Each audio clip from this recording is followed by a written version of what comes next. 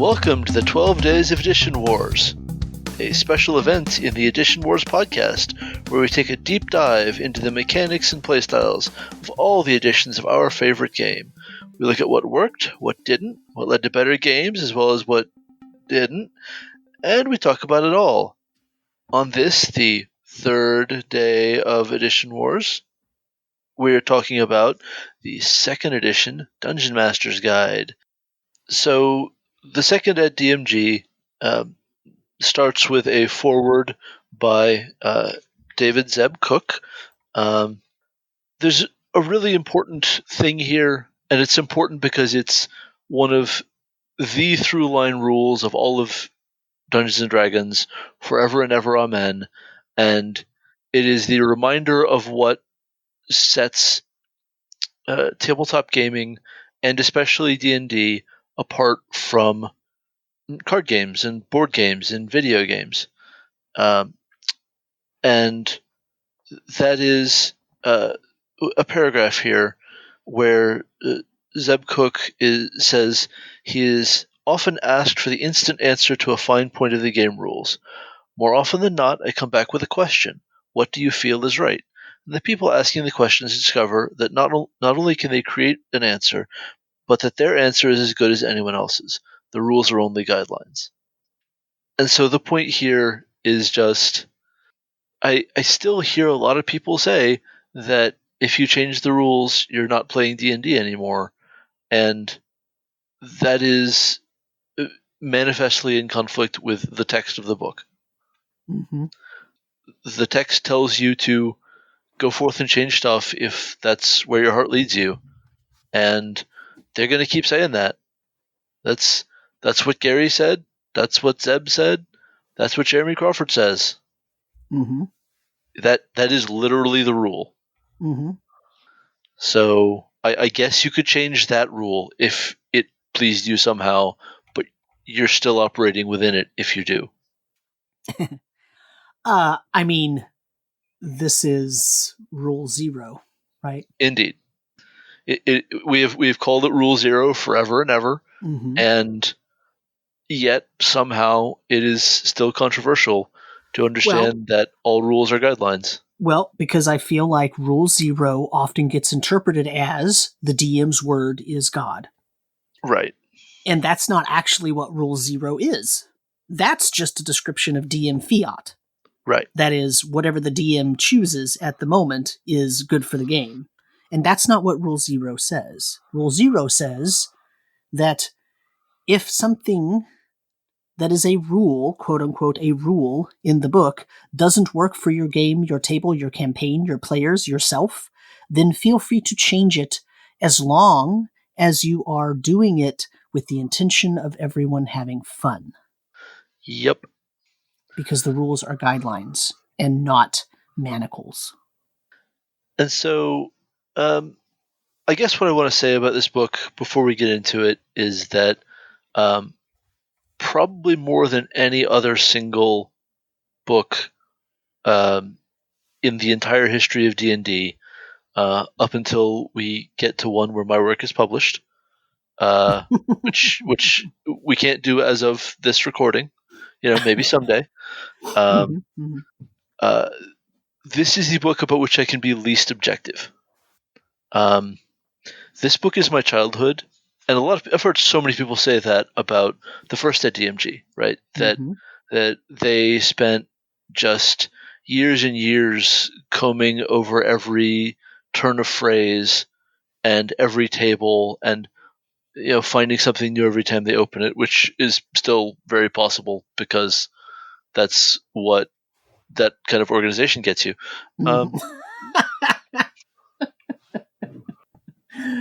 Okay. It's like walking into my basement, okay? You never know what you're going to find down there.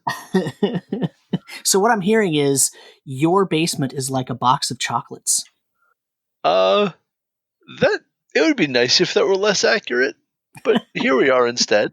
Yes. But I remember so many afternoons, and this includes when we go on vacations and everything, just reading all of the holy trinity of second ed over and over again, but especially the DMG, trying to get its whole thought pattern to imprint on my brain in a way that I could use it, try to penetrate the veil of its mysteries, and find out what I wasn't understanding. And it wasn't that I had these big questions that I could have phrased of, well, what am I supposed to do here? It's that I didn't know what I didn't know, but I was pretty sure there was something. And so I just read it over and over again. And I personally still find it to be a very entertaining read, especially with some of the little bits along the way. There are a lot of brief bits of quote unquote actual play dialogue in the text as examples, and those have their own kind of hold on my imagination.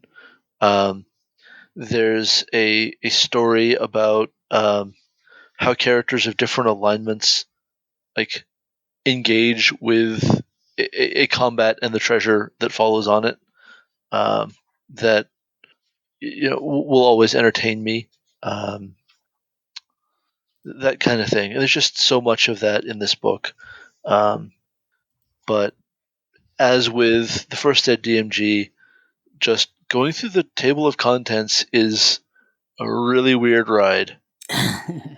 There are places where it just seems to skip all around, but well, and let's be honest, this table of contents also shows you that in second edition we did not leave the idea of the DMG being a sort of textbook. True. Because this table of contents, first of all, is ridiculous, just as the first edition DMG was. And I mean that in a loving and nostalgic way. I don't mean it in a derogatory, oh my God, this is horrible way. I mean it in a, okay, they made a table of contents, but it just does not, it does not show an attention to organization that would lend itself to a good table of contents. Sure. And it is very textbook-like because it has minor sections in the table of contents, and that's a good and a bad thing, because if it's a textbook and it's going to be treated like a rules reference, then you need to have a way to find the material that you're looking for. But on the other hand, it makes it look like a goram mess. That is pretty fair.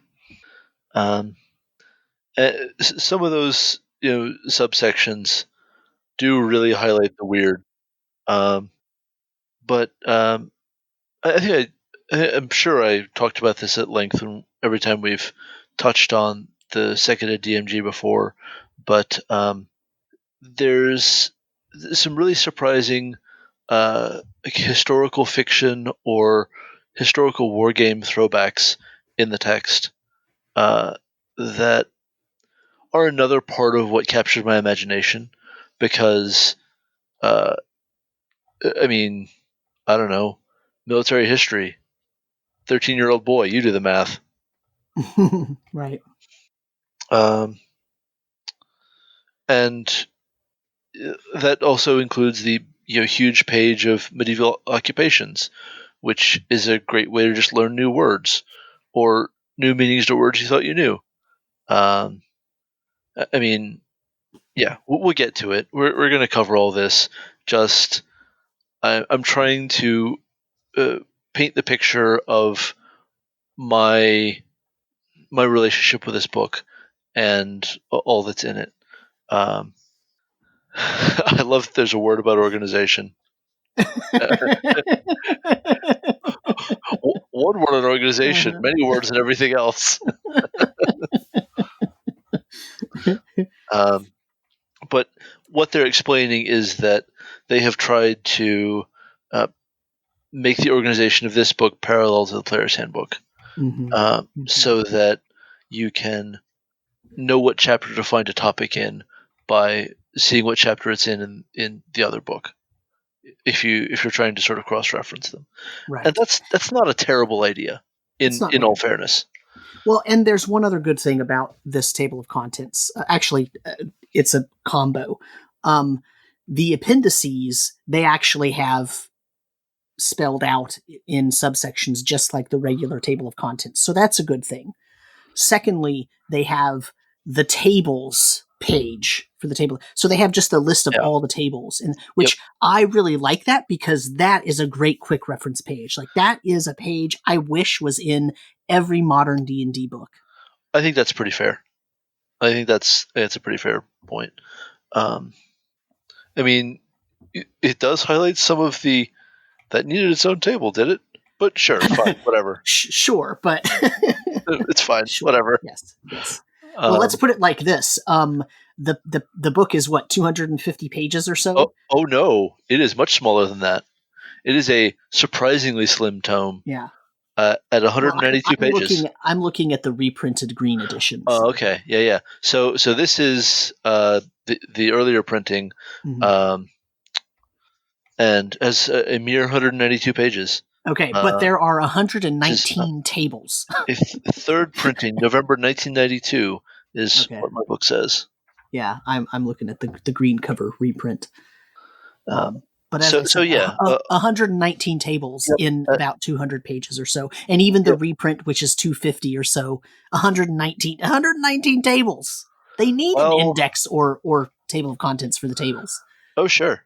But you look at how there are some pages that have quite a few tables just on that one page. Oh, sure. Absolutely. Yes. Pages 9 and 10 are rife with tables, my friend, and I'm just so excited to see all the ways that we can generate characters in this in this brand new edition, this second advanced edition.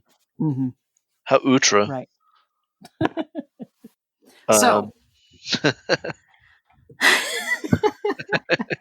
So I know this is a huge trip through your childhood. Yeah. So let's hear it. Well, so we get your character generation methods, and it's interesting. It's interesting to the first edition, right? Yeah, it's interesting that this is still regarded as DM facing, but in fairness, I do think most campaigns want DMs to be the neutral arbiters of which system we're going to use. Mm-hmm. So that's kind of fair, but here we see a whole bunch of 3d6 systems treated as, I guess, the most default, because they're the first 4 that are listed. Before we get to Method 5, the one that everyone knows and does, because get out of here, which is your 46 drop lowest, arrange as desired. Right. And then there's a Method 6, points plus dice, which, I mean, sure. Yeah, whatever. Who knows? I mean, if you wanted to horse around, whatever, it's fine. It's fine. But they're acknowledging here all of the difficulty of playing a bunch of different classes, and that's a significant part of the text. Right. But well, and in these earlier methods where you're basically doing 3d6 in order, or 3d6, whatever, they actually have on the table the suggested class that character would be, and so basically that's the defining. That's the way you figure out what class you're going to be. Sure. If you're going to play the optimized, right? Yeah. Or you just roll it up and then you make the character you want. Right? And in fairness, I'd like to have a stern word with whichever GM made you stick with the number 2 and number 4 columns, where they each have 2 scores that are in double digits. Right. Yeah. Folks. No, I mean, yeah, sure. But remember that also this is trying to still pull forward a lot of the ideas of first edition, which was you roll, you get what you got. Yep. Yep. And it's I not do see that. it's not about creating the best persona. It's about, holy crap, can you survive with those low stats? And then if you do, you're gonna develop a persona through the game, and it'll be fine, right? Sure. Or you just throw that character all the way out, and I mean, like, there's the ideal, and then there's the reality of what's going to happen, right? Right, for sure. And you'll always find, grognards. Grognard is here defined as people who were playing before Sam.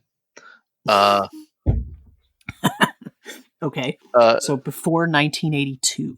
Yeah. Who will insist that that's the one true way. That the best characters, the really best ones, are the ones who are terrible at everything. That's the only way you can have a real experience. Right. And, I mean, my eyes are rolling out of my head, so it's fine. Well, my eyes are rolling about the fact that it's a one true way, as I really don't ascribe to that type of gaming. But yeah. I do understand what there is something to be said for that style of play. There's nothing wrong with that style of play, but to call it the one true way is the problem. Yeah. I have no problem with people enjoying what they enjoy. Just maybe let's tone down some of the rhetoric and gaming forums about it. Yeah. Anyway, on the facing page, there's a fine example of the really great full color art that is part of why I love the core books of Second Ed so very much. Obviously, with you looking at such a different printing, I have no idea what you're looking at. But which one is it that you're looking at? I hope with it's the chest. I'm okay. I'm hoping you're seeing some people opening a chest. There's a demon's hand coming down, and the face is reflected in a mirror, kind of thing. Let me see. This should be on page 8 of my copy, and God knows where it is in your book. So they're shifted about 2 or 3 pages because my ability scores start on page 11 and yours start on page 9. And I don't see a demon hand, but there are 3 people with a chest open, and it looks like basically a fighter, thief type monk character maybe, and maybe a cleric. I don't know. Yep, that's a very different piece of art. There's no mistaking those for each other. It's fine. Anyway, we can mostly skip the. Well, it's sad that they took that out. Yeah, we can skip podcasting about art this time. I guess. Sure. Fine. But once you get past the ability score generation system, what I find really interesting is that then they launch into advice. We talked a lot about Gygax's essayist. This is sort of, to my eyes, it is clearing away some of the argumentative cruft of Gygax's style and getting straight to a, hey, so you're new and feeling worried about how to handle some of these problems. Let's walk through some of the problems you're going to face and tell you how you can tackle that best. Because it talks about super characters who are too powerful because of ability scores and how to deal with that. Then hopeless characters and how to deal with that. Dealing with dissatisfied players and so on. And I think that from a modern sort of gaming culture perspective, there's plenty of room to quibble with the advice that's given here, but I'm really glad that the arguments are getting made, and like there's a much clearer recognition that this is a book about advice, and that advice needs to be about solving specific problems. Right. Problems that really come up. We talked in the last episode about how much Gygax's commentary was laying foundation that we still argue about today. There are still really quite significant cultural rifts between tables, and such. Well, I think that's happening here again. We're going to see some of the same arguments and some new ones that Zeb Cook and the rest of that writing team, because I don't want to only credit Zeb Cook. You have Steve Winter and John Pickens as his developers, Warren Spector on editing, then a fair handful of proofreaders, including the still noted James Ward, and so on. And then a short list of the many playtesters that they worked with. Remember when playtesters were numbered merely in the hundreds? Yeah. I mean, I think D&D Next was a triumph of just absolutely experimenting with ideas and gathering opinions, even if probably a lot of those opinions got shuffled off into the circular file. But that's fine. Anyway, I love that the book is trying to help you tackle problems. And then you get into wishes and ability scores, which, other than the various tomes and manuals and librams of increasing your ability scores, which are totally a thing in second edition, and the very small number of stat increasing worn items. Wishes are how you increase your ability scores in second ed, and so it explains the scaling system there, which really says a lot, I think, about how many wishes they expected you to be able to cast. It says some really shocking things about that, because I mean, the play cultures that I'm used to, a player getting one wish, like true, straight up, italicized one word wish, is a notable event. Right. Getting 10 of them to increase your score from 16 to 17, because you have to increase by tenths per wish. That's bananas. Right. But within that statement is hidden the fact that the expectation is very, very clear. Especially when you get into the things about how high ability scores affect demi-human advancement limits. Like, I don't think there's a lot of way to read the text that doesn't say, yeah, they're pretty sure you're going to have enough wishes. This is a going concern. And that's just wild to me. Not bad, just kind of wild. And then when an ability score is greater than 20, each wish raises only 1/20th of a point. Oh my god. That's fine. I mean, just at that point, wish for directions to a manual of gainful exercise or whatever it is. Right. Whatever it's going to take to let you walk your butt closer to the thing you need. It's fine. Anyway, next up is players with multiple characters. And we did talk about that in the first ed DMG, because it's, D&D still dabbling in troop style play.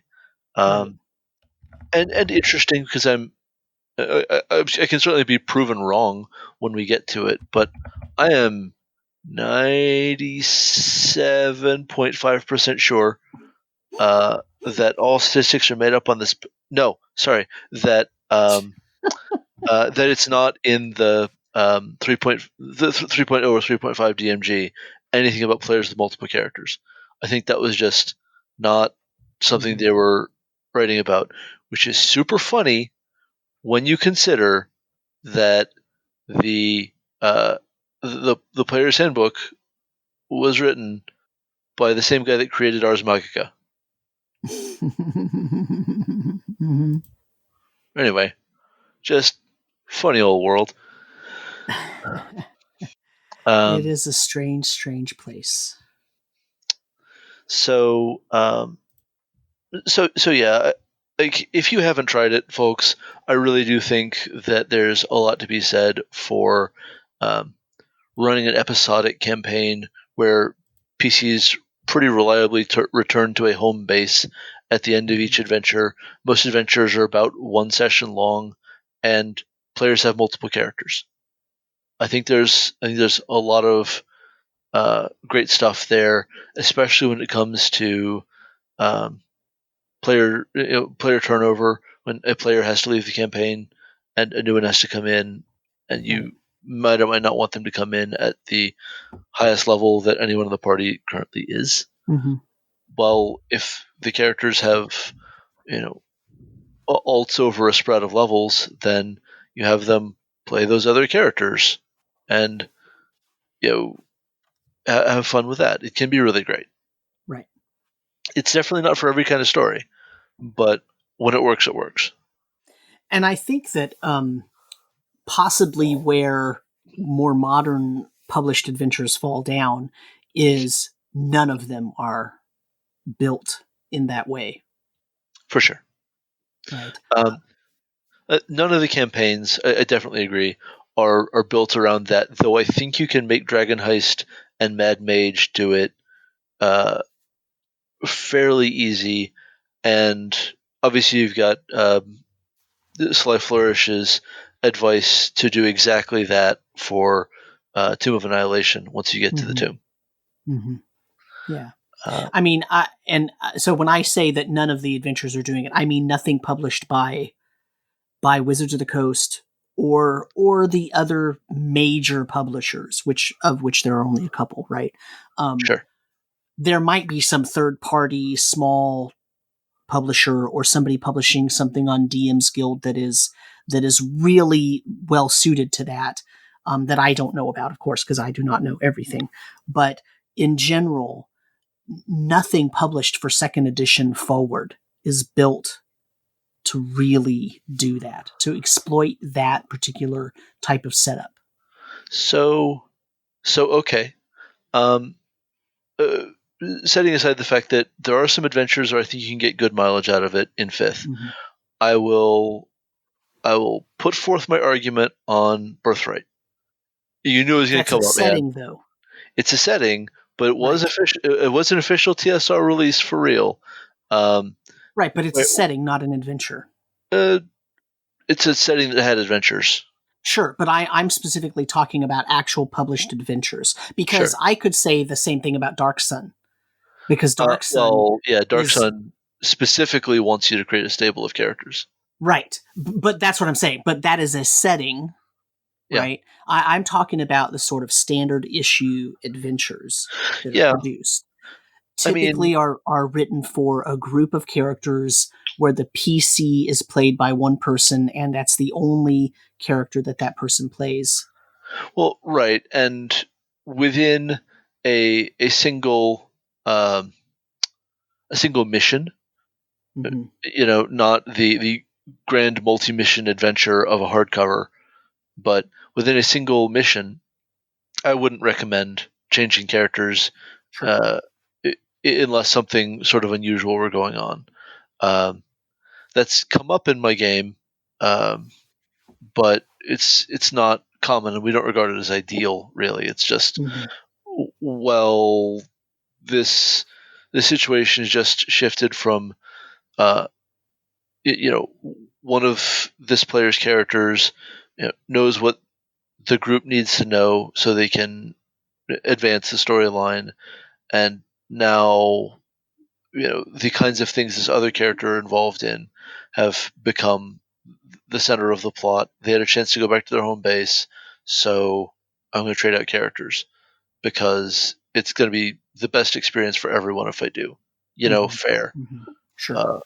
I'm not going to implement a system like this and then not focus on the best experience for everyone.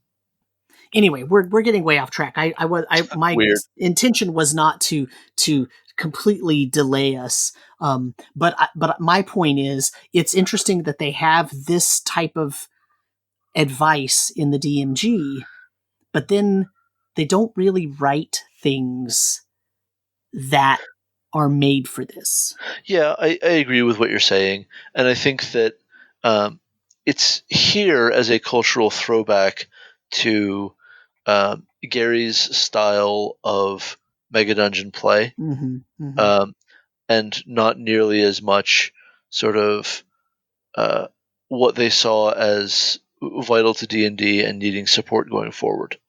But I mean, now you've got me really intrigued with thinking about what an adventure that really wanted you to go full XCOM would look like, because that's pretty cool. And you've got indie games like Band of Blades, of which I'm a huge fan, where characters can change hands from player to player.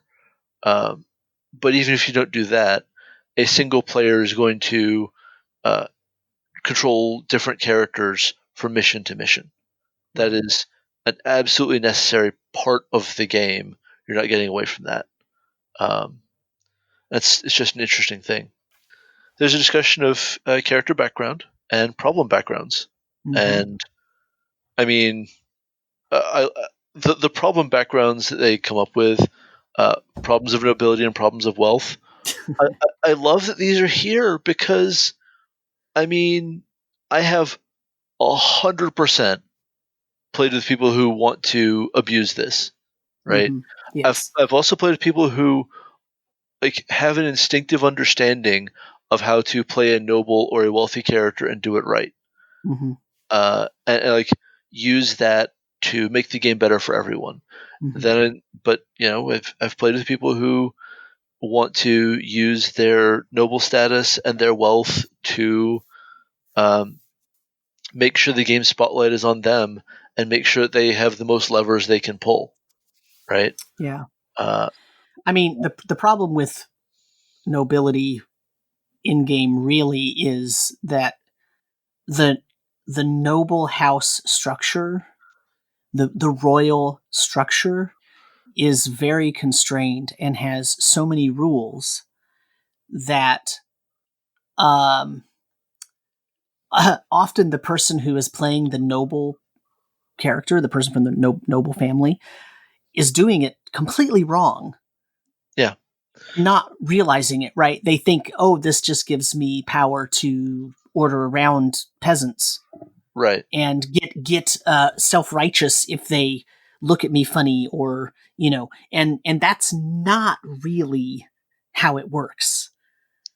Right. The amount of sort of um, cultural understanding of what certainly at least the GM intends nobles to be like in that campaign, to say nothing of what noble or phenomenally wealthy people should have been like in that period. That's a lot to ask, Mm-hmm. but if you can put in the effort to be on the same page with your GM, then Mm-hmm. uh, some really cool things can happen. That's for sure. Right. Um, Yeah, and to be fair, I'm not just knocking players. I'm knocking DMs as well, oh, for because sure.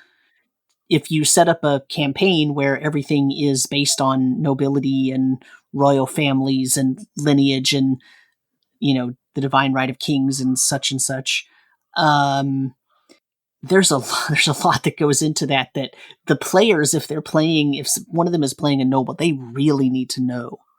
Oh yeah. I mean, in my campaign, there there are a very small number of nobles and then two royals. They are Mm-hmm. in clear line of succession or line of fire, however you want to look at it, for uh, ascension to the crown of a very distant kingdom. Mm-hmm. It's a super big deal. It is a defining part of their characters, and it's awesome Yeah. because like those two players and I really get each other on how this needs to look and Mm-hmm. feel and how it creates stakes. It also it helps that all of the other players care about the fact that they are royals, Mm-hmm. and they bring that into the context of the game in really cool ways. This Right. is not easy for every group, my group is magic. I'm sorry, folks. That's just how it is. Yeah. You can't have them. No, back off. And also, let me be clear, as long as the DM makes clear what the idea of royalty, nobility, and all of that, how that works in the game, like, you can play the nobles however you want. Like, what I'm talking about is the more traditional idea of royalty and noble houses and lineage and the divine right of kings. Mhm. That is tough if not everybody's on the same page. Oh yeah. I mean, if you actually broke it down, anything that isn't we're playing full on murder hobos requires some increased degree of like cultural understanding between the player and the GM. Mm-hmm, right? mm-hmm. It's just that that cultural understanding is then backed up with in-game power and authority Right. for the noble. Mm-hmm. And I could seriously do 3 hours on this topic. We have got to move on. This is a huge thing for me because of LARPing, Yeah. right? Mm-hmm. We spend so much time talking about this in LARPing. Anyway, moving on. The thing I like about this section, other than our sort of tangent with nobility, to even talk about backgrounds, right, Yeah. is something. And it's Right. not that backgrounds weren't talked about in the first edition DMG. It's just that it was a more Well, but Gygax had a very explicit expectation that a fighter was a fighter was a fighter, right. and you were going to roleplay like a fighter, as if Mhm. that phrase has Right. semantic content, Right. right? And if you had some sort of background that gave you a skill, Yeah, like if your family is a family of fishermen and you happen to be a fighter, but well, okay, now you know about fishing. Like, that's the extent of background. yeah, for sure. And this definitely like is more about engaging with the setting, Mm-hmm. even though it ends on background as background, Yeah.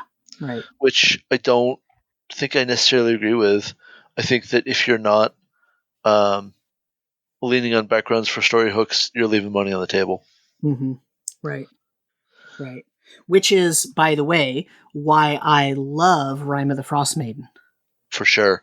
because the Yeah. way that the secrets get worked in there, it's like, if you do it right and you have a group that's into it, it can be so brilliant.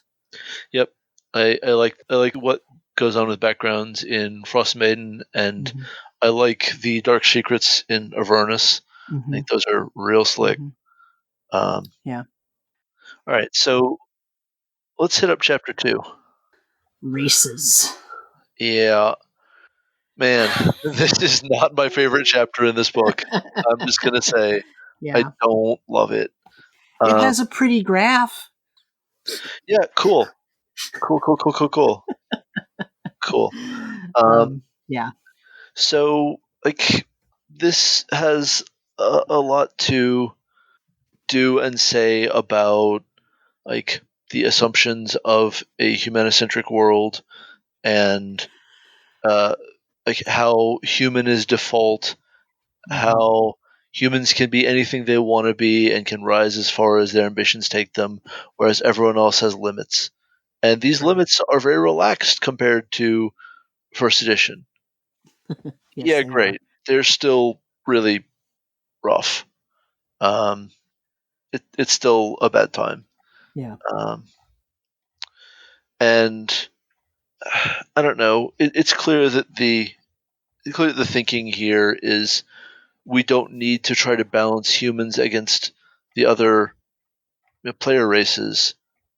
Them having the best advancement possibility is just inherently balancing, Mm-hmm. and no one will be upset about that. So we don't need to give them any features because it says specifically if the only special advantage humans have is given to all the races who want to play a human. Mm-hmm. Guys, you are the writers. Yeah. Design something else. Ugh. Right, but once again, this is one of those things that is carried forth from the previous edition. And don't I know it, man? Just they could have made any number of other decisions. Mm-hmm. Sure. And I mean, I dislike humans as the most adaptable ones so much that I would not like this now, but at the time they really could have gone for something as drop dead simple as you get 1 extra weapon proficiency and 2 extra non-weapon proficiencies, and called it a day because at least it's something. Mm-hmm. Anyway. Well, but recognize that, in AD&D, Gygax very specifically wanted a world, or ran the game in a setting that was completely humanocentric. Like, the whole idea was humans are the majority population everywhere. And the reason that's the case is because they are so adaptable, and therefore over time, to bastardize evolution, okay, over time, that means that the other races are far less predominant. So you find far fewer of them in the overall population, and humans continue to surge. And that's the way that he conceived of the game. And so because of that, that's the way it's written. And they just carried that through without, really trying to think about changing it, which is sad. Yep. So that's why I say it's a holdover from the previous edition, because it's the easiest thing in the world to not change. Right. You're absolutely right. That's not a question in my mind. Yeah. It can still frustrate me here. Mm-hmm. That's all. Oh, sure. I'm just saying that, to me, it's almost like to even put this section in the DMG is like an afterthought, right? Like, they don't even need this 2 or 3 pages. I mean, it's already obvious from the player's handbook. Like, there it is. Boom. It's the intention. Because they don't, do anything with it. They just put a pretty graph that shows the race and class level limits. Yep. And there it is. So it's almost like one of those, well, yeah, like you said, you're the writers, write something different, but yep. But yeah, I mean, they're literally railing against their own handcuffs. Mm-hmm. That's fine. But just remember, we don't have to do that again. Right. So there's a bunch about like creating new player character races. Mm-hmm. It's sort of funny that they don't get into explaining why the race should be humanoid is important. Though it is, it's mechanically important, right? Mm-hmm. Because of how charm person works, and hold person. But in addition to that, things that aren't at least fairly human shaped are going to have problems that are going to become the center point of that encounter. If you're okay with that, rock on, but do understand that you're asking for situations where the character's body shape is the whole problem to be solved. It's the centaur on a ladder problem, folks. Right. But notice it says an orc or a centaur is acceptable. No, I see it. I see it for sure. And in fairness, they're going to commit to this when they release the complete book of humanoids, right? They absolutely believe what they're saying, even if complete book of humanoids is a huge step back on making level limits more generous. Right. I digress. Again, I don't really want to deep dive on their suggestions for creating races, though. I don't think there's a lot to be offered there. There's not really anything innovative, so I'm not sure it's even worth talking about. Though their idea that tiny, small, medium, large, huge, and gigantic creatures could adventure in the same party is adorable, but not practical. Well, and extremely laughable when you consider the 2.5 edition, combat tactics spells and magic books Yeah. and all that. Like, come on. Well, I'm not going to hold Zeb to that. That's uncharitable. I'm just saying. I'm just saying. As I said, we don't need to talk Yeah. anymore about this. I mean, it's cute. Let's talk about a giant, adventuring with a fairy, tiny fairy. Okay, Right. whatever. Yeah. Sorry, I really will drop this, but I remember the Complete Book of Humanoids. I think it was like referenced the idea of, so you have a hill giant buddy who's stuck in a hole he can't climb out of. What do you do? Like, what do you do?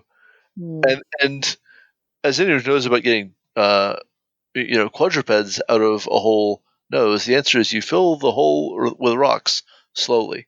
Anyway, I'm really done with this now. We're moving on to chapter 3. Moving on to chapter 3, I Chapter swear. 3: player character classes. Um, Classes. so, zero level characters are a part of the game. Not everyone has a class and level, and that's important to them here for reasons. I could feel a lot more comfortable with their zero level hit points by title table, as they tell you how many hit points a disabled person and a child have, so how hard it is to kill them. Why are we doing this? Yeah, I don't know. Honestly, this is one of those. This does not need a table. You can just say that zero level characters have 1d8 hit points. Done. You're done. Yeah, No problem. we could be done We're here. done. It's fine. Yeah. But no, Yeah. that needed all this time. Yeah. In fairness, first level wizards need more than 1d4 hit points also. I mean, they literally have as many hit points as a disabled person. So, okay, that's a choice. Yes. That is a choice. Also, the wording for the disabled person is yeah, the worst word. Yeah. One of the worst word for physical disability. It's just that's yeah.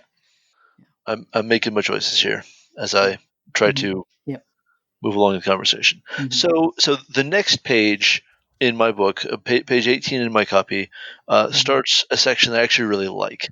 I find really really helpful in thinking about what these classes mean in the setting.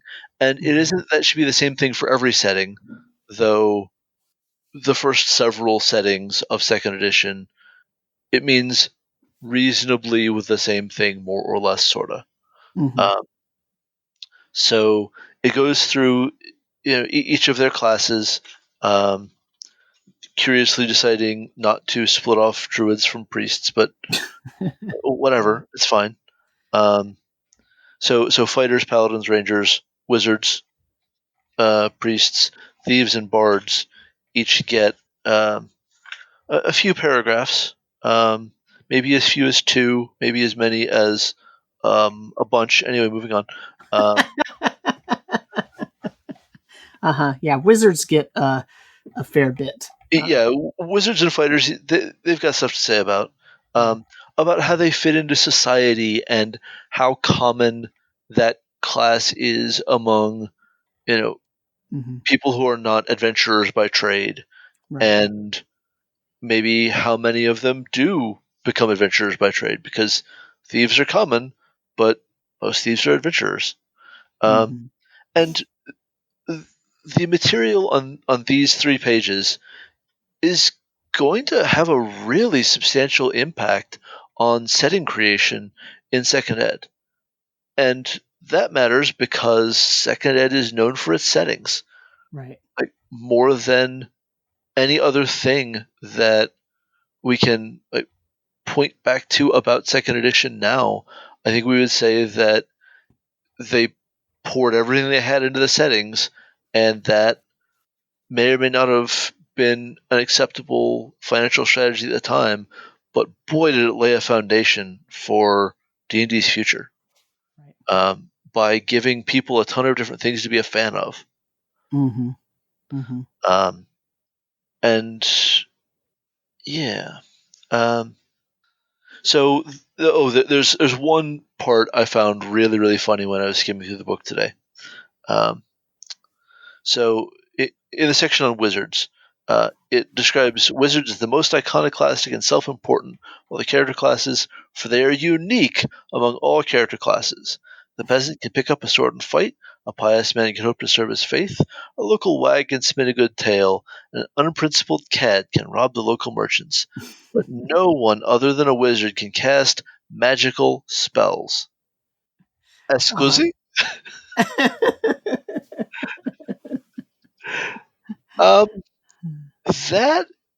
That is the most specifically wrong thing. Because if you're willing to count casting from scrolls as casting spells, there is only one class in this list that does not cast spells by 10th level. It's fighters. Well, but even forget about that. What about priests and druids?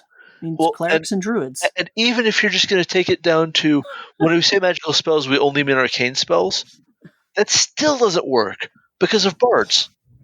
Right. So what is happening in this line? Yeah. Honestly, I know exactly what they're doing. They're trying to set up the air of importance that wizards often have. Sure. Provide a reason for it. And that's all it is. Well, this is player-facing material. This is not DM-facing material. But it's literally not. I know, but I'm just saying, like, this paragraph. It's wizard propaganda. It's wizard propaganda. Right. It totally is. Yes. It's on Wizard Fox News. Oh, that's amazing. There are a lot of wizards on Fox News. I think we can probably agree with that. A lot of thieves. A lot of thieves. Yes. Charlatans. Yeah. So anyway. So I do love the discussion of kind of wizard culture, because that is my deal, guys. I really, really love the ideas of a society of the wise and wizards who are always quarreling over basically fantasy academia. I ran a LARP about this. It's my deal. So like this did really imprint on me, and I've loved it forever. I just kind of wish that they had like given the same level of these guys can drive the plot in just as fun of a way and have as much fun stuff to gather for all the other classes. Right? Yeah. And they can drive the plot. It's really just that the spell collection minigame is it's just hard drugs for me. Man, I'm hopeless. I mean, so what's really funny is, given my profession in real life, I do not find the Wizard Academy and wizards fighting with each other about the most ridiculous, petty to be enticing at all. But here's what's funny about that. I love it because that's the answer to why do these wizards go adventuring. Because all of the other wizards in the academy are jerks. These guys are petty bastards. That's really good. So I remember what I was going to say about why that whole thing about settings. Sorry, because I finished what I was saying and then was like, I was going somewhere with this. Yeah, no, go ahead. The point I wanted to make is that all of those settings are going to proceed to have so many NPCs receive a class and level. Right. They're mostly not going to have any named NPC be 0th level. If they have a name, they're at least a first level character in some class. Right. Even if that doesn't make a ton of sense for them. And that's like the number inflation around level to equate character level to importance is really going to run away with them. Right. I mean, that's kind of, it's kind of like watching the seeds get planted for the problems of Forgotten Realms, right? This character is a 23rd level wizard. Well, fine. This character is a 24th level wizard. Right. Screw you, pissant. Yeah. is kind of the sense of it, right? Because Mm-hmm. there are all these big bads, and it kind of undermines the need for PCs to do the hard work. Right. And that's not what they meant to do. It's Mm-hmm. just it's a problem that generations of players have had with the realms, so maybe it's actually a problem. Yeah. Um, anyway, um, there's a discussion of high level characters, including above 20th level, um, and they sort of discourage you from trying to play above 20th level. This is not going to survive through all of second edition, uh, Yeah. because I mean the high level campaigns book exists, but also Mm-hmm. you've got the whole Arcane Age setting for Forgotten Realms, Right.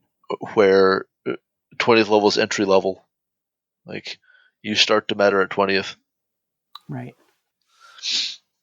Yeah. I mean, there's also a sense of people wanted to see what could happen at 20th level, right? There's a Sure, sense of, oh, yeah, I've been campaigning for this long with this character and they're super powerful. Now I want to do something really, really different. Like, let me see what I can do.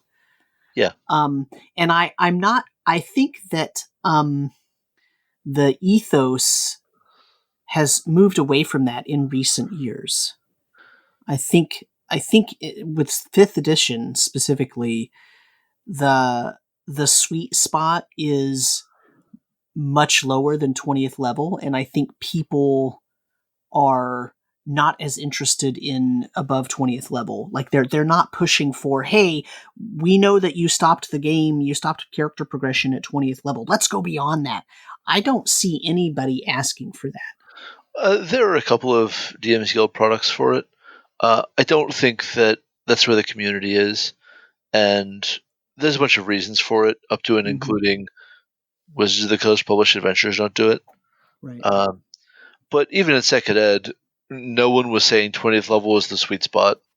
Right. Right. Um, Well, no, I didn't mean to imply that yeah. because 20th was the sweet spot, that's why they wanted to go further. I just meant that um, people played second edition long enough and often Oh, sure. enough to get characters to higher levels. Which is And mind blowing considering the just very large right, numbers of experience points you had to sure, have to get there. sure. But in any case, they do suggest retirement.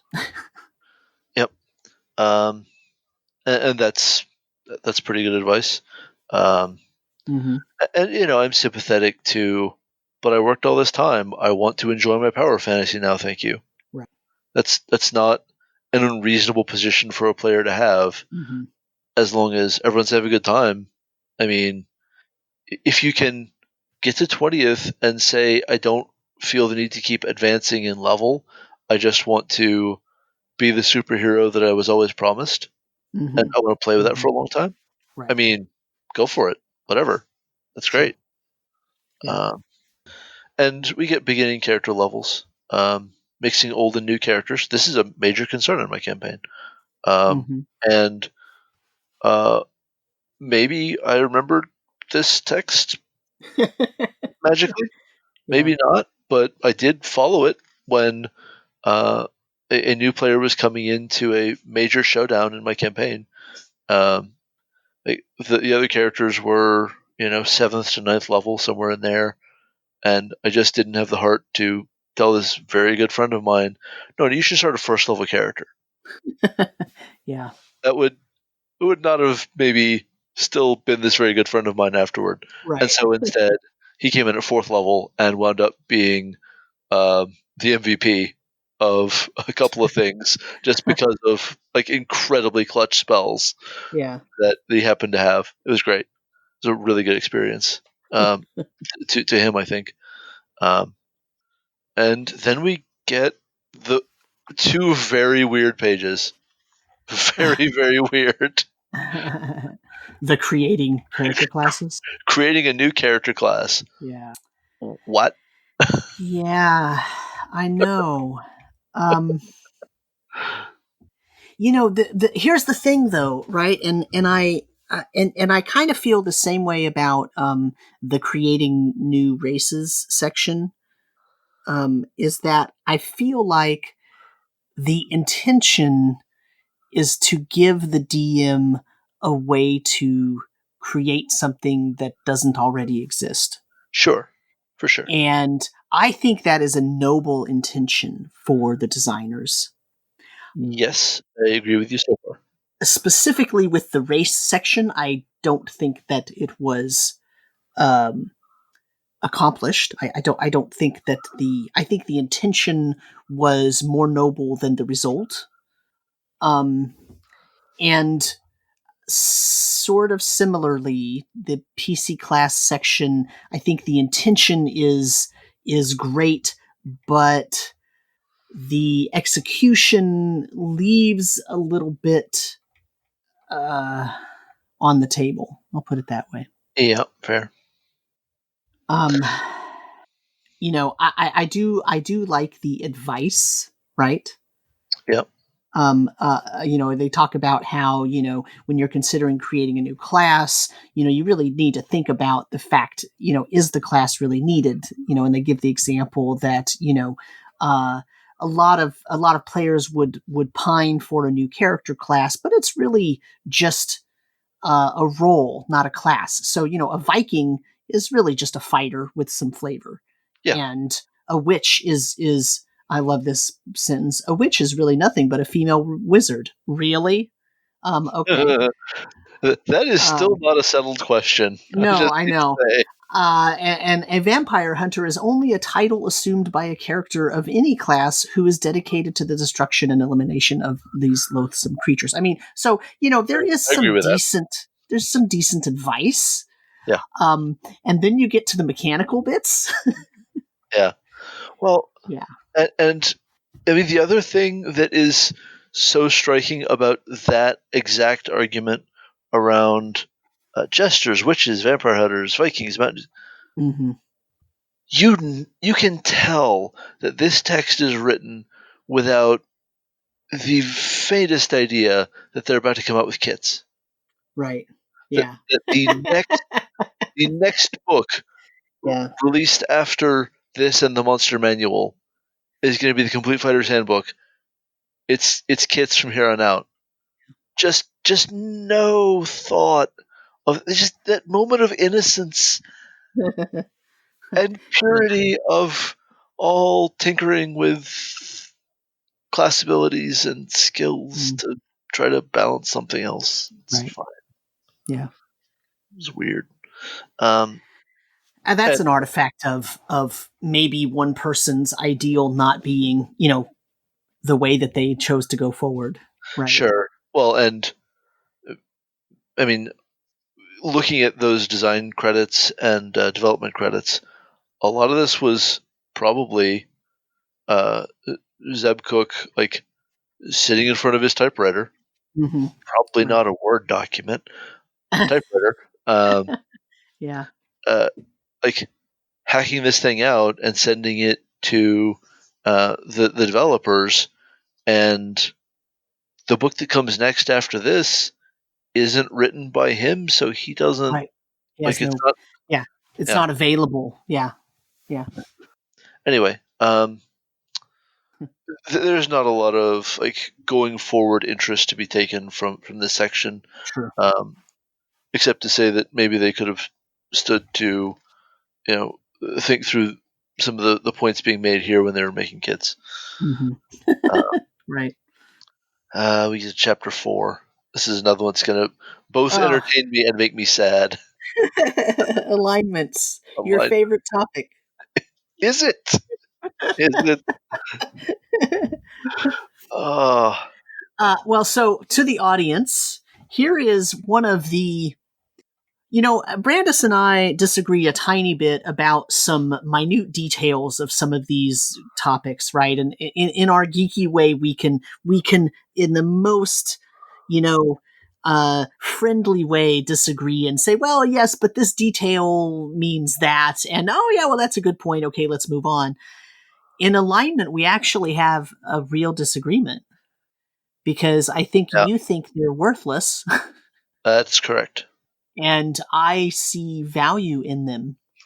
I think that In the best case scenario, it is narrowing the options that people consider, and then the worst case scenarios are used as justifications for characters doing things that they should understand to be horrible. Mm-hmm.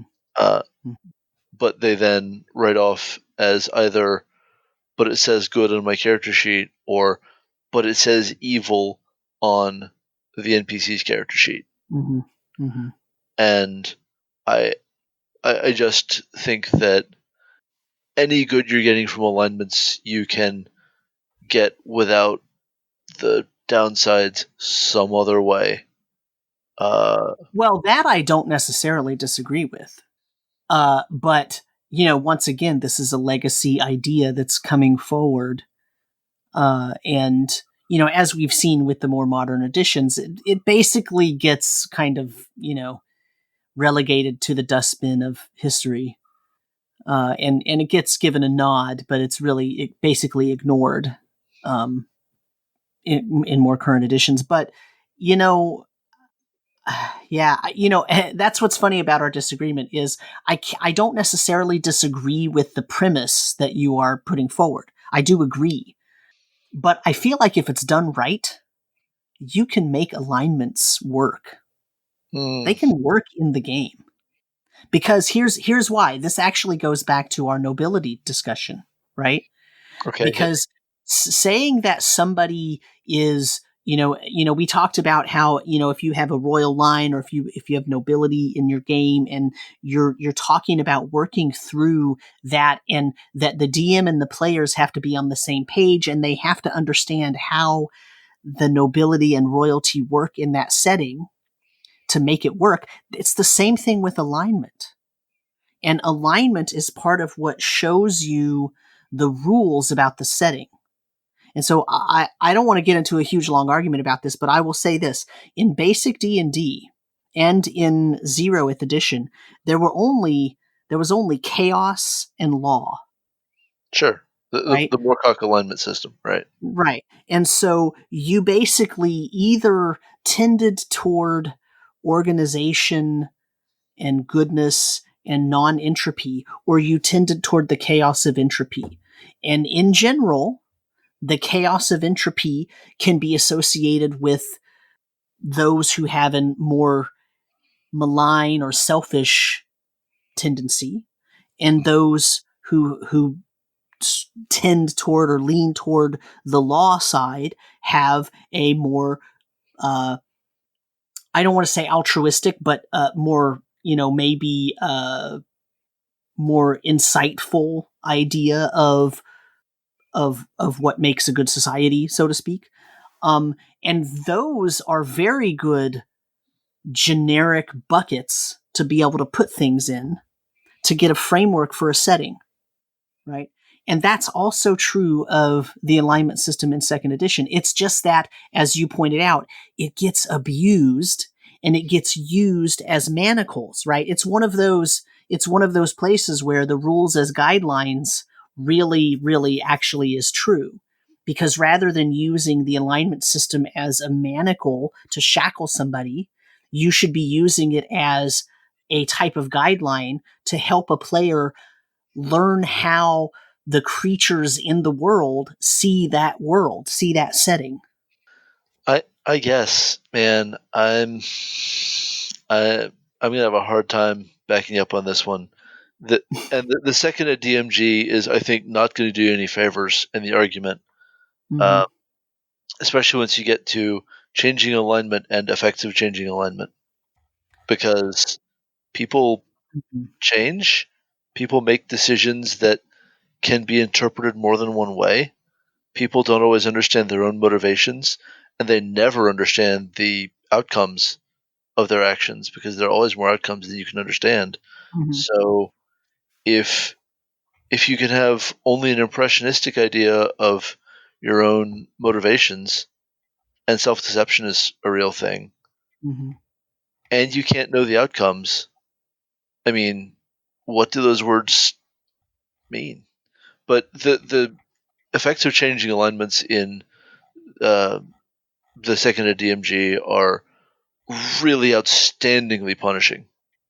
Well, see, and once again, this is where you get into the area where you run into the problematic place where, well, if a player is not having their PC act the way I want them to, this is a way to punish them. And I don't agree with that, right? That's why I said if you do alignments right. Okay. Right. And unfortunately, like, I think that is putting you in the position of arguing that alignments can be done in a way that has never been put on the printed page, but that's the right way, is kind of the one that you've created for yourself, and that's fine, man. Like, that, don't get me wrong, there's plenty of stuff that I do that I think is right that's never been put on a printed page by TSR or WotC, and that's how it is. Just I think we can probably agree that alignment based around alignment languages is a nonsense version of alignment. Oh, sure. Alignment where, like, you flirt with being neutral good instead of lawful good for a while because, I don't know, you're feeling a little cynical for a few days, but not cynical enough to be chaotic or evil. Just a little cynical, like halfway cynical. And now you have to start your level over again. Well, yeah, no, right? see, That's a version that's not workable. In third ed, the deal where you can't advance as a barbarian if you become non-chaotic, I think, or is it if you become lawful? If you become lawful, you can't advance as a monk if you ever stop being lawful. You can't ever advance as a paladin if you stop being lawful good. That's real super restrictive. Right. Well, that's why I'm saying, like, I'm saying that part is not good. Right.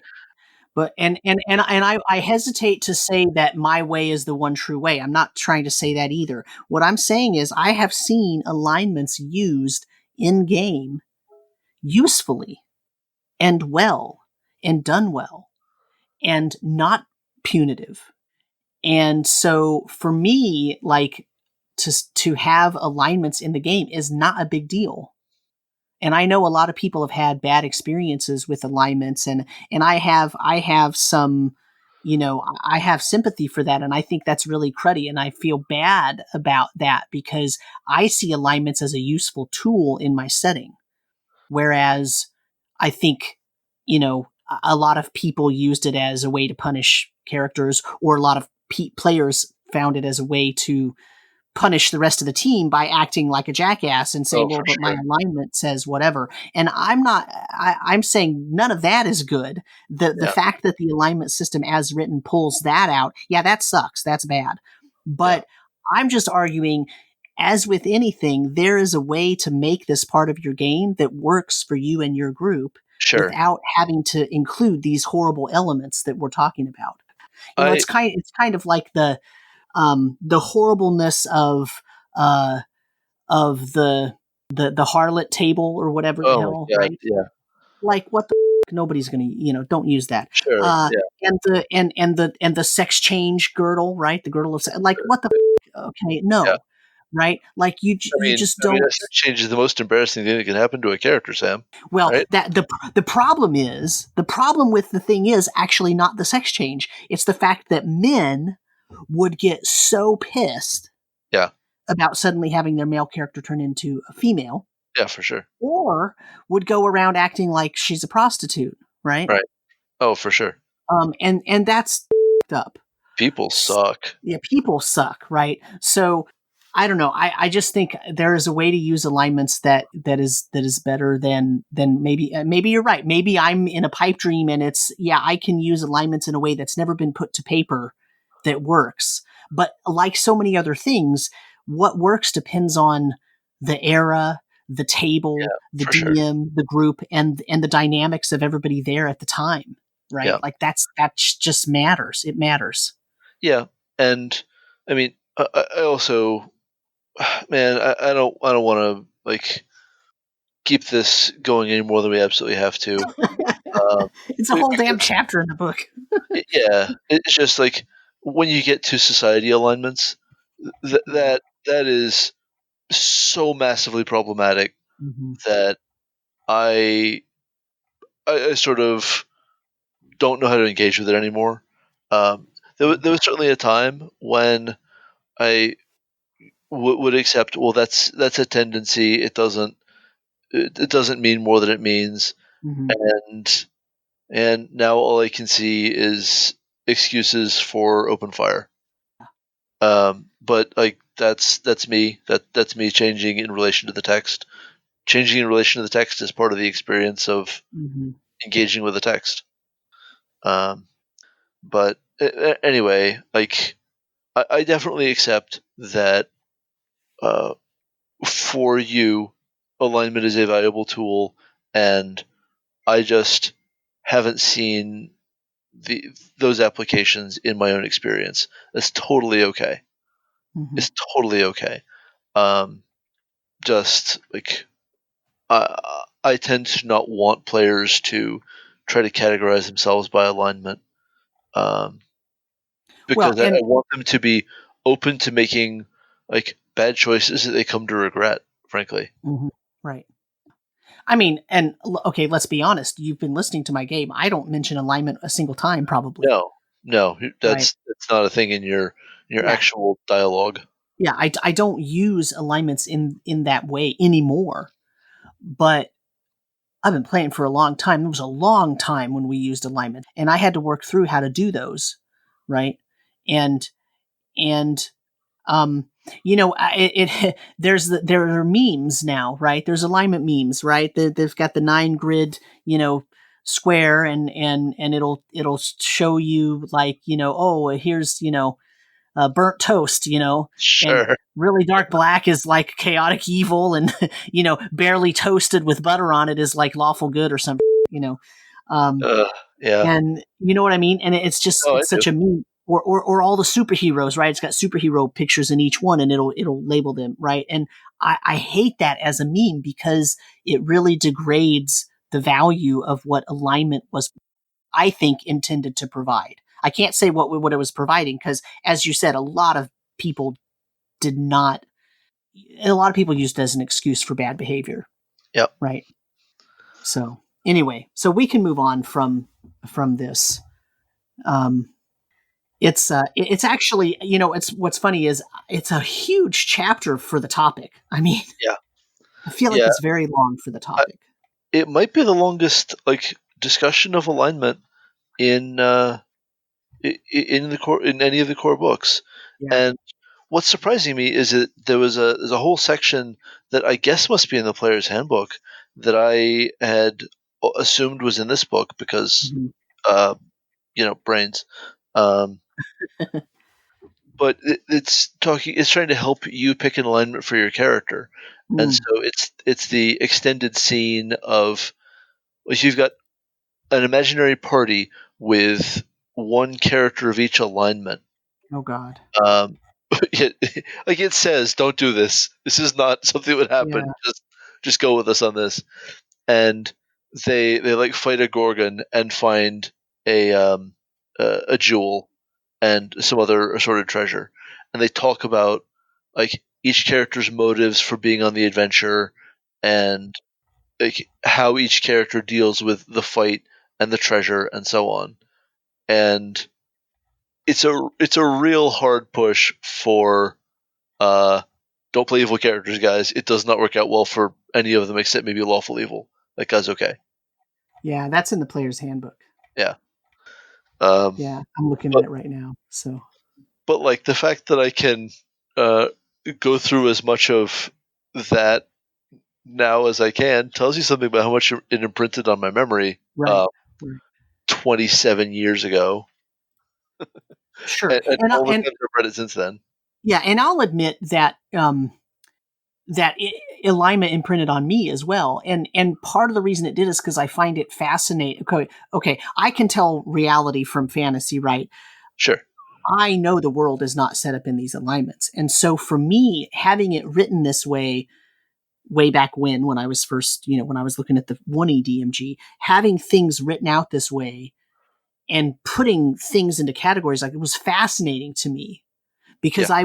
I would try to do that in real life and put things in categories. And actually, it was a great tool for me to learn, as you were mentioning before. Well, people sometimes act differently based on the situation, based on the audience, based on, based on people in the area, right? Who they're around, right? People wear different hats. It's just a fact of life. And so therefore, sometimes they make decisions that don't match what you thought of them. And to me, I find that fascinating, because it's a fascinating glitch in humans. Yeah. And I use that word glitch on purpose. I mean, it's an Enneagram, it's a Myers-Briggs, Mm-hmm. right? Sure, And, sure. and and the memes are using it for exactly that. Right. Yeah, and like I said, the reason I hate the memes is because it sort of it kind of cheapens the idea, and it turns it into exactly the thing that's ripe for the abuse that you're talking about. Sure. Well, and it's lampooning uh, the player bad behavior while also sort of unsubtly saying this is the culture. Right, right, Um, right. Now, the one place where I do uh, use alignment in a largely unspoken way is Mm-hmm. the cosmic alignment stuff. Uh, Mm-hmm. Mm-hmm. um, when you get to like planar alignments and the individual alignments of planar denizens, um, I'm not going to be the one to say that really functionally every single um, creature that dwells in uh, uh, the all the circles of hell is lawful evil in D&D, but I'm strongly willing to run with that as a tendency and an inspiration for how encounters should go, Mm-hmm. because that is pretty interesting to me to have these, like, once it's abstracted to things that are definitely not mortals Mm-hmm. Mm-hmm. and don't need to behave like mortals. They can be driven by rules the way Fae are, right? Or demons or devils or angels or archons or whatever. That's great. This is exactly why I find alignments useful, is because exactly for the reasons that you're talking about. One of the best campaigns I ever ran had the it was a Planescape campaign, and the players were going to different planes, and if you didn't conform your behavior, not your actual alignment, but your behavior to the alignment of the plane, it had weird effects. Sure. So, if you weren't acting in a way that had that comported to the alignment of where you were when you traveled, it would not be the tip. It wouldn't be the same amount of time. Like there was this one game that this game, I can't remember where they were, but it was an it was good aligned, and they had done something, and one of the players decided, well, we were doing this thing, and we're not going to give this character a share of the money that we got from doing this task, because they were off doing something else at the time. They weren't in the room, they were doing something else, so they didn't get part of the gold. So I didn't say anything. So okay, fine. If you don't want to give your teammate his part of the gold, fine. And then later on, when they went to go travel, it started taking them forever to get where they wanted to go. And they kept looking at the horizon, and they would feel like after 2 hours of travel, they were exactly the same distance away. And then 2 more hours, 4 more hours, they were exactly the same distance away. And then they finally realized, oh crap, we did something wrong. Like, we are not aligning to the behavior that's expected on this plane. So our behavior isn't being acknowledged. It's like we're moving, but we're not even moving. Yeah. And you can't do that if you don't have a standard behavior for that alignment, right? I would handle that through the ideals, bonds, and flaws system rather than alignment. But I take your point, and Right, but back then, right, that didn't exist back then, right? So I couldn't. I get you, and I will absolutely concede that I was speaking about interactions in the prime material plane between mortals, and not talking about once you get immortal creatures involved, because that does absolutely change how I engage with alignment as a system. But that's also really not what this book is talking about. Oh, sure. No, yeah, of course. Well, we're off on a tangent. Big surprise. Oh boy, are we ever? So, chapter 5. Chapter 5, proficiency is optional. I feel great about reading this chapter already. I just think it's funny that that's right in the chapter name. It's right there. But that's a unintended consequence of including a subheader in the in the very top of the page. I don't know why they did that, but that's fine. It's about proficiencies, and we're going to get back into words I can't say in a smooth way on air because oops. Non-weapon proficiencies. But this is going into the weapon and non. Nope, can't do it. And the weapon and the non-weapon thingies. them thingies, yep. It's going into that, and there's all kinds of things they want to say here. But actually, they don't really say that much. Nope. I mean, it's like, what, 3 or 4 pages of nothing. It is actually less than that for me. It is 2 facing pages. Yep. Yeah, there's some art in here in this one, so it ends up being 3 with art on 2 of the pages. So. Now, there's an example of why longsword and shortsword proficiency should be different proficiencies and purchased separately, which is fair but also annoying. And I think we all owe it to ourselves to not make our rules any more annoying than absolutely necessary. It's the second column of the first page, and it's the kind of thing that I'm talking about, like helping the whole book to stick in my imagination, because it is describing an action scene, even if it's describing it as being a failure, right? But it was that sort of willingness to engage in examples and visual description that was something I really needed. Honestly, my visual description game could still use some help. Well, so I'll say this about this particular example that you're talking about. One thing I could see it doing is teaching a new DM, how to make the case for their decision. Yep. Right. And not just because I said so or because that's my decision or whatever, but actually an actual rules-based, idea. And here is my decision because there it is. And I think there's some room to question whether that's even the best way for things to go. Like the best solution to having an argument over whether longsword proficiency should grant shortsword proficiency is not, now you go into a combat and you fail at everything. Right. Sure.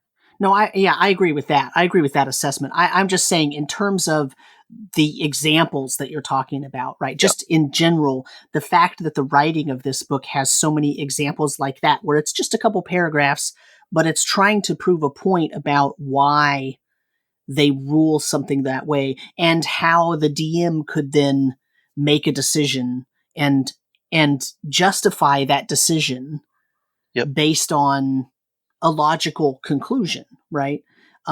That type of critical thinking, let me tell you, it's not exactly widespread. Folks, we're recording this, did I mention, on the 4th of November of 2020. I'm just saying it's true, right? Because it's not even that people can't do it, it's that they don't exercise that, and it's not something that they use, and so it gets lost somewhere. And so reading something like this, or if you're young and you haven't really developed it yet, reading something like this actually provides a way forward for how to reason out something. Now, that doesn't mean you're going to do it well, or that it's going to be perfect, or that you're always going to make the right decision. It's just an example, and humans learn by example. Yeah. And, I mean, there's a little piece of it that's also reminding DMs to, like, if you're going to be in a rules fight, don't be afraid to throw an elbow, because your players came at you with some kind of dumb arguments. So Right. Yeah. maybe you gotta, like, maybe you gotta be willing to have that fight if that's your play culture. And I'm really glad not to have that as a key part of my play culture anymore. Right. I much prefer, a negotiation where everyone remembers that we want to create the best experience for everyone at the table. Mm-hmm. Right. Right. But remember, though, that this text was coming off of first edition, and in first edition, it says this is the DMG, and the player should not be reading it. Yeah. So it was assumed at the time, well, then the player's not reading it. So that means that the player's not going to be able to have these arguments, right? Well, the player will have arguments, but they're not going to have this book at their disposal to try to help them make their own counter argument. So that's the sort of mindset that it's coming off of. Yep. There's not a lot else for us to talk about here. No. It's a lot of text that doesn't express a ton. Yeah, I mean, this is one of those where, this is a whole entire chapter when it's really just addressing a little tiny component. And they probably could have taken some of these smaller chapters like this and put them into one chapter as, miscellaneous ruling notes or something, or miscellaneous guidelines. And, considering that the frickin' table of contents has every subheader and all that, they could have done that easily with the miscellaneous chapter. Well, there's also a chapter called DM's Miscellany, in fairness. Right, but you know what I'm saying. No, I'm agreeing with you. I'm absolutely agreeing with you. Like, that would have been a perfect place for some of this. For that, yeah.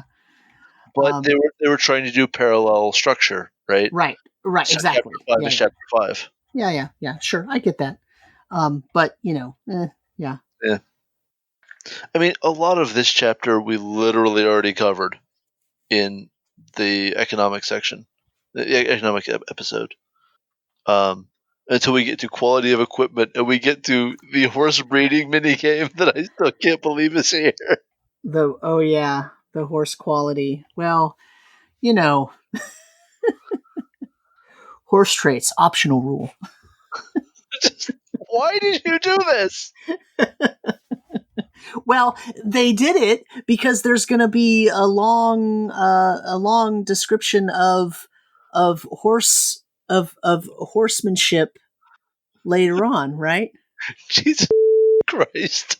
Isn't there? Is there?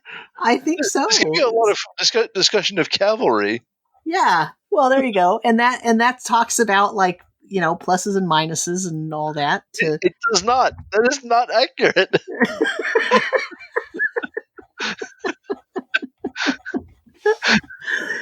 Well, it talks a lot of yes about horses.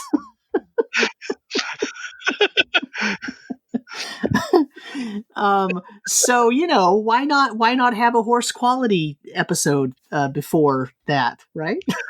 Honestly, we need to be doing the history of horse qualities through the editions. Yeah, I think so. That should be its own series. I'm convinced, man. Oh man. Uh God. See, now I'm looking for. Oh God. I don't. I don't know. I don't know Okay, why it has so this. so let's get back to the start of chapter 6, since I guess we're doing this. Oh, don't blame it on Fine. me. Oh, oh, you were so getting blamed.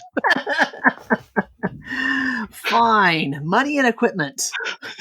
Well, like, this chapter starts out with monetary theory. Controlling the money supply? What is happening in my world? Like, the next thing I want is you need to know the geographic location of the mints in order to understand inflation. That's what I need. Yeah. A short history of commerce. But but, but I actually love it, right?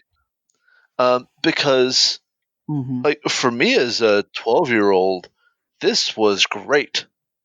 This was this was a whole set of thoughts I had not had before. Right.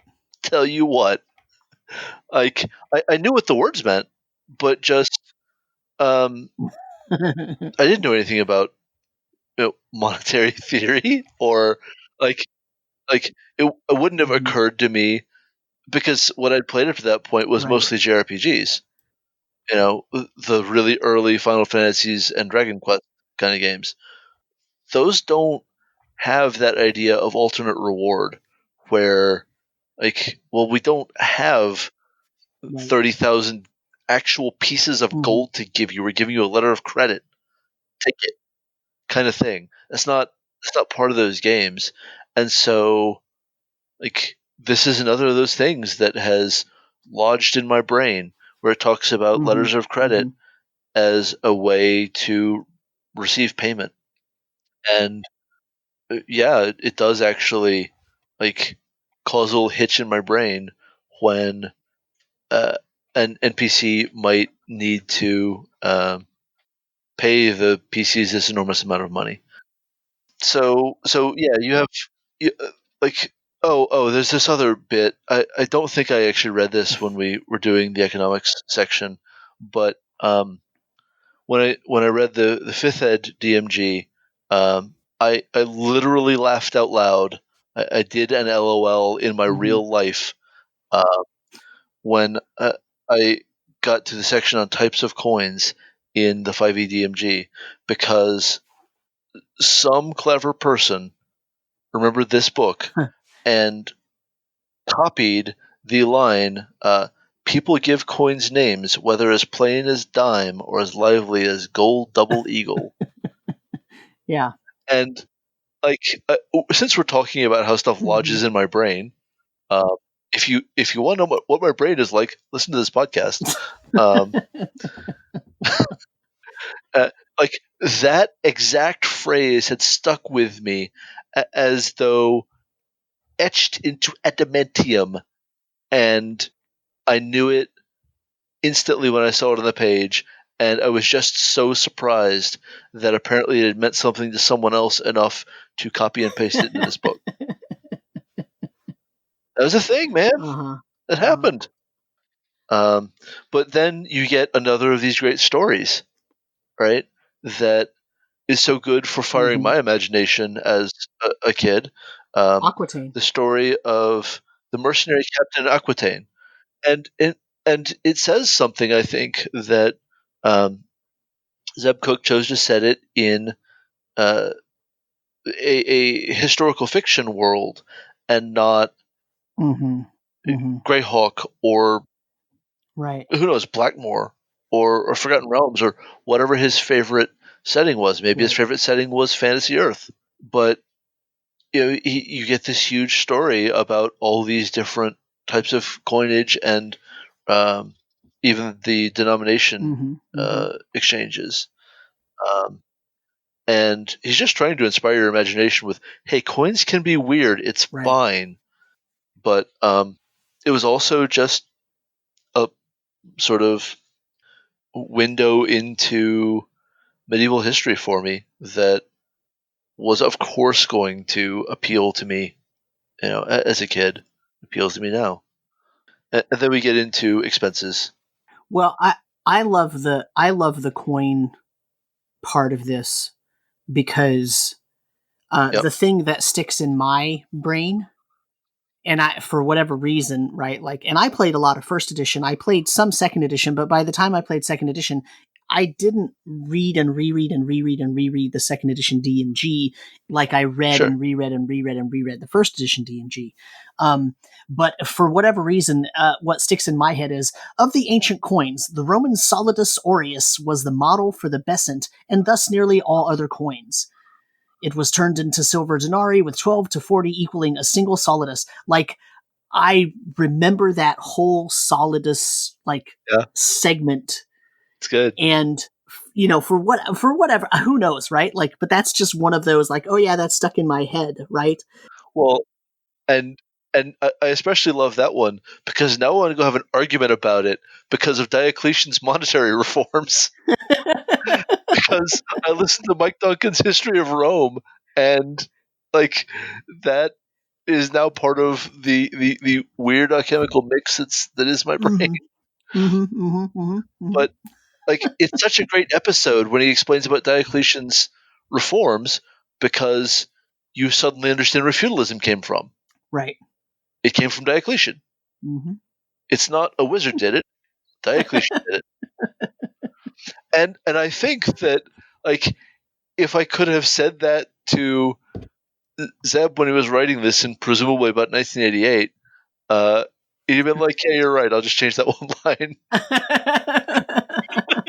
I don't know. It's great. I love that so much. And that also sort of matters for the equipment by time period table, which is just a couple pages later, and is sort of trying to help you, understand how to think about everything that your characters have as technology.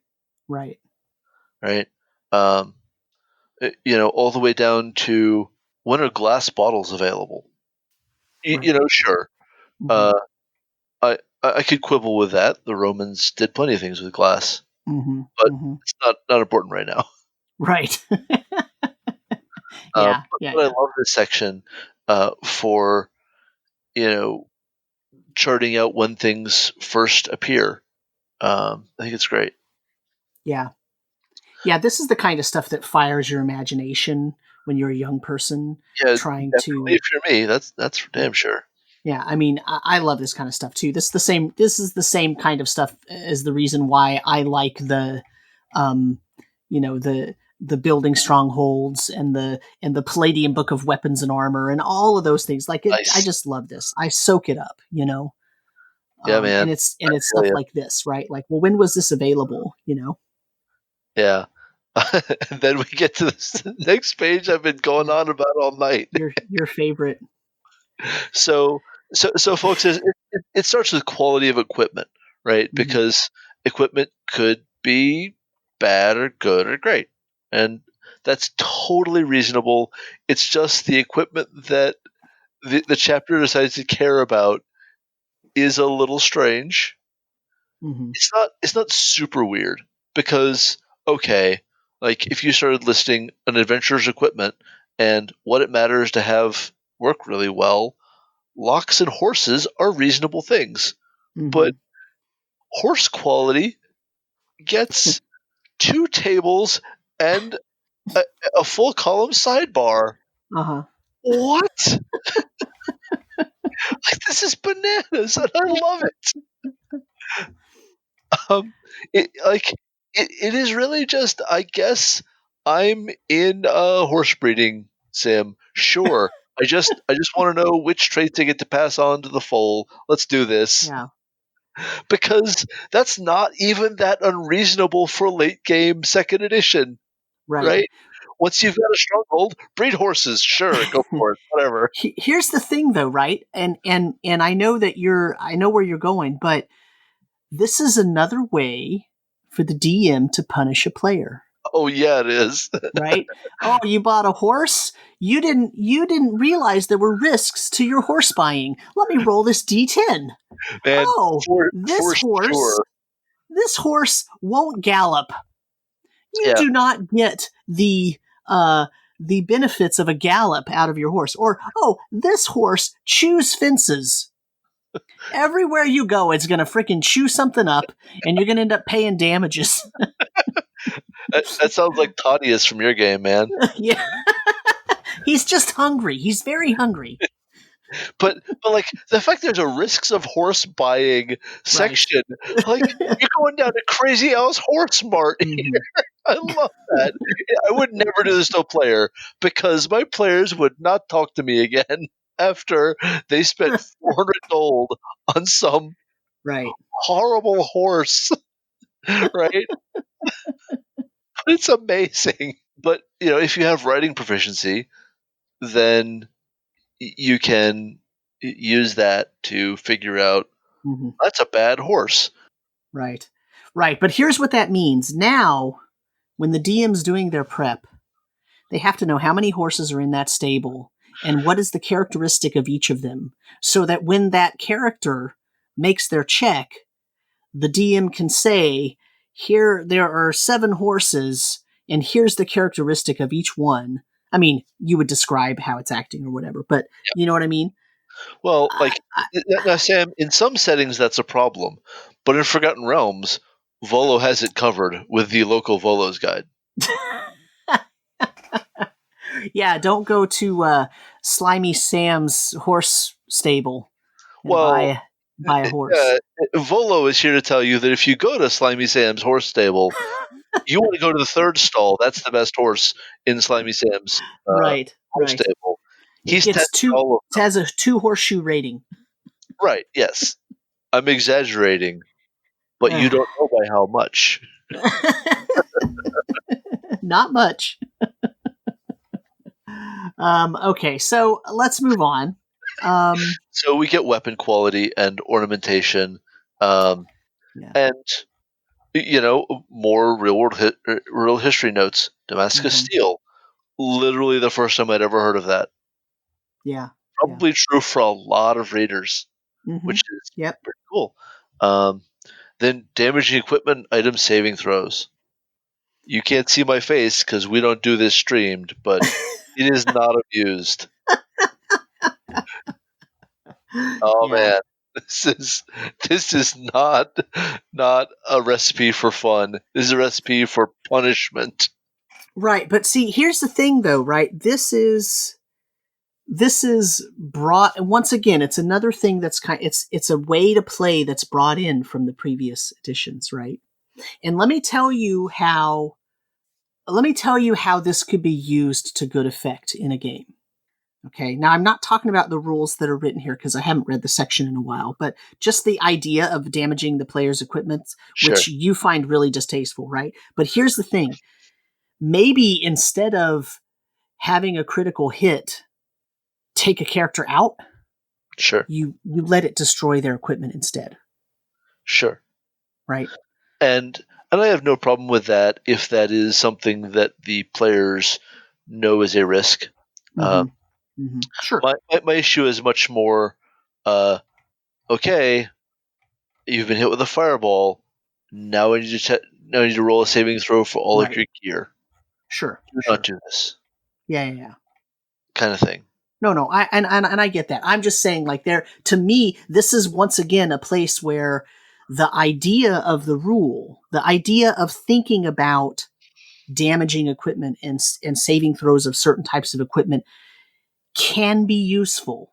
Yeah. It's just at this point in the game's history, the implementation is more punitive than. Yeah. Well, I'm just going to include a joke that is for an extremely small number of listeners here. But I bet I can make my wife laugh from the other room, which is item degradation is why Lee Hammock left Fallen Earth. Picture I heard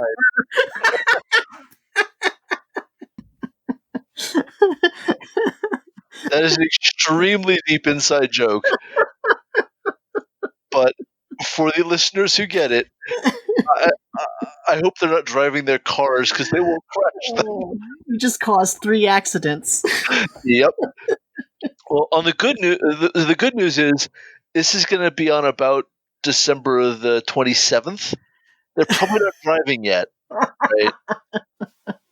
Right. Folks, I really hope you're listening to this on time, because if you're listening to it late and I cause a car wreck, I'm going to feel kind of bad. Pretty bad. All right. Oh, God. I think that's going to be it for tonight's episode. So let's end here then. That sounds good. I think a great note to end on is one where you make Rabbit respond from the other room. That's perfect. Yeah, it's really good. All right. So, well, thank you, listeners, for sticking with us through the various tangents that we went on today. If nothing else, I can say that the second edition DMG provides Brandis and I a lot of conversation fodder to go off on tangents. That is incredibly accurate. It may be because there are so many tangents in the text. Possibly.